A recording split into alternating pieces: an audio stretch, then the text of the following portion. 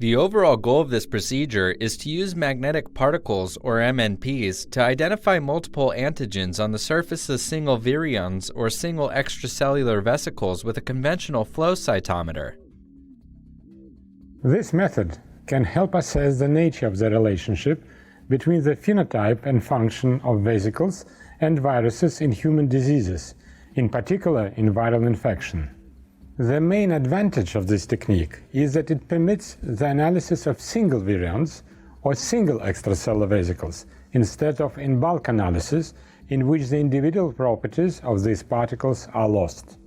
This method can provide insight into the properties of viral particles, but it can also be applied to other systems provided the appropriate antibodies are available. Generally, individuals new to this method will struggle because all of the steps must be verified and checked before the analysis, including the proper setup of the flow cytometer.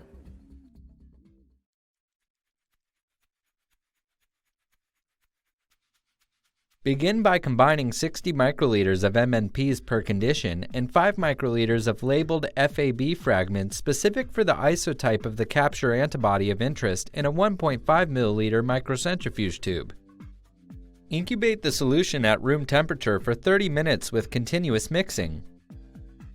Then pre-wet a 100K concentrator with 300 microliters of PBS and spin the concentrator in a microcentrifuge. At the end of centrifugation, purify the labeled complexes on a 100K column, followed by another microcentrifugation, resuspending the pellet in 200 microliters of fresh PBS. To capture the particles of interest, incubate the antibody labeled MNPs with the particle of